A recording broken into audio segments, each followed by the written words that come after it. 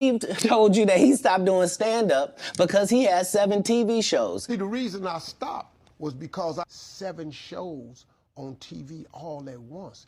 The only problem is when he stopped stand-up, he didn't have those 7 TV shows. He stopped stand-up because he got in a comedy battle called the Championship of Stand-Up Comedy with one Cat Williams in Detroit in front of 10,000 people and lost because Cat Williams said he was actually bald and that was a wig. And I went in and that's why he couldn't do stand-up anymore. It's purple.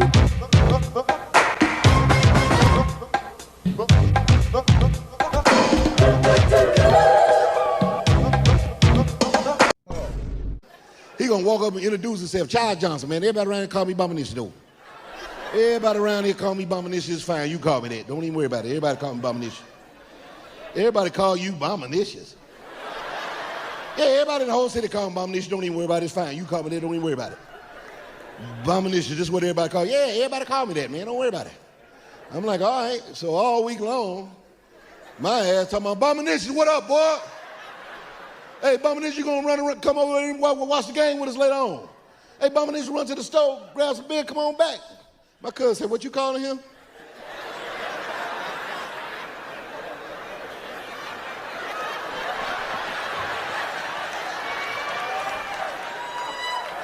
Bombinicious. Cedric. Hey, Cedric. Cedric, what did you think about What do Cat you think Williams about today? Cat Williams? Hey, You have any Cat response to said Cat you stole Williams? his joke.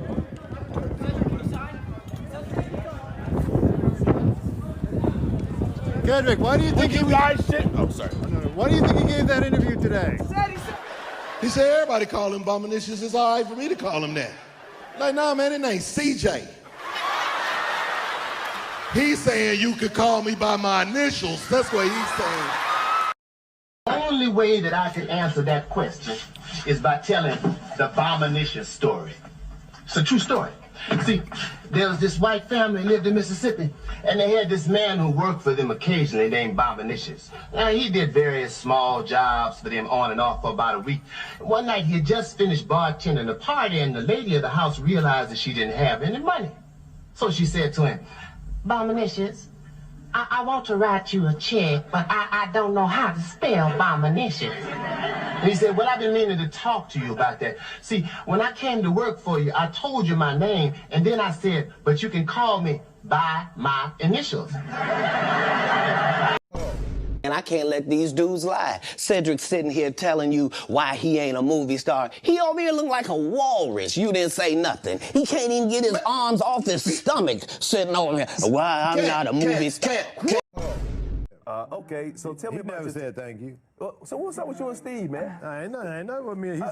Well, Steve stole my material on his show, so I had a beef on that. On what show?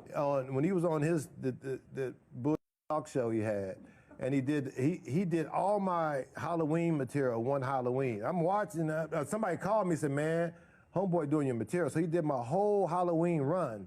And I know he didn't think of it. You know, this is true stuff that really happened to me. And so my thing is, you don't have to do that, homeboy. Yeah. So, you know, made enough money, bitch.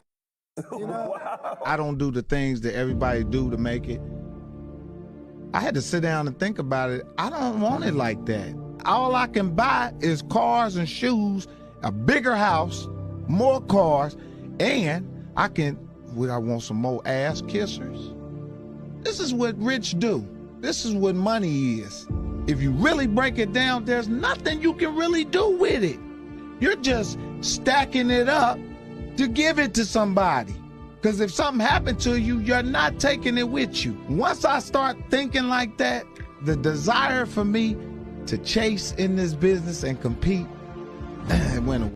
My goal was to get this far in Hollywood and still have a virgin asshole. And never has sucked a penis. That was my only goal. You made enough money, you did enough, you know, why are you on my material? Right. You know, what's that about? You know, and then, you know, people want to jump up, oh, he didn't know, he didn't steal your, I said, yes, he did. Yeah. I mean, you know, so, you know, and so there's no need to do, no one else has did that. So this was on his talk show. Which talk was his TV talk show? His TV talk show. Okay, this was the one he had on NBC just recently. Whatever, yeah. The one that Who took his show from him? Kelly Clarkson. How can Kelly Clarkson take your show, homie? Hey, bro. It's a situation. He never wrote anything. Remember, when Cedric the Entertainer starts, he's supposed to be singing, dancing, and telling jokes. That's why he's called the Entertainer. Right. We found out he can't sing, can't dance, and doesn't write jokes. Can't say you stole one of his jokes. Yeah, like, I mean, it was ridiculous. You know what I mean? It was like the idea of the joke that he was even talking about don't even match up with no timeline. So for me, it was one of those things like... Did you have a conversation? Did you guys sell it? Did you have a conversation with Cat? Well, I responded to him the way he responded to me, but that's what I said as well. I've seen Cat, you know, even before then. Right. I've seen this guy 30 times. Like, dog, if you literally was that upset about it, like, dog, just why step to me and say, hey, yeah, hey, why say didn't you it. say nothing? Like, that don't even make sense. This is some internet shit, and that's all I can say. So, you know, when I responded to him, he didn't respond back to me, and I left it at that. Cedric the Entertainer really did steal Cat Williams' joke. Here's the evidence.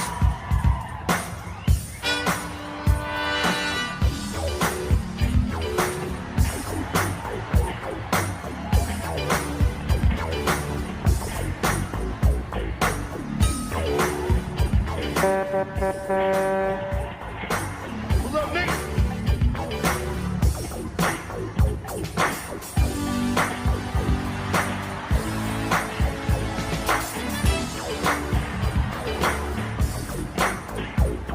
Do you feel that someone else has stolen some of your material? Oh, that's a part of this business. Right. Like, you know, and I think that, you know, sometimes it's intentional and sometimes it's not. Right. Like, you know, like I would say sometimes people will hear a joke or take a slice of your material and make it their thing. That's plagiarism. Right. Right. But the origin of the joke came from you. Right. And so that's happened. That's a part of it. That is not an uncustomary thing. Right. Now, everybody knows that comedians, you know, your job is to write original material. Right. Your job is to have original point of view. So I'm not saying that that's not something that can't happen. But this particular thing didn't happen. But in general, yes, I've had people take my joke. You hear? Did they make it funnier than you have made it? I don't. You know, so You got your show took by Kelly Clarkson? You know, I met my fiance on Steve's show, on Steve really? Harvey's talk show. So that's another story. But I want to get back to that because I think that is the most lewd thing a comic can do. Yeah, to me, Right. I step to you. Right? I'm gonna step to you. You ever step to him? Yeah, step to him. What'd you say to him? Well, yeah, tell I us mean, about that. ask him. Okay, I will, but Was we that got the you. first time that had ever happened to you?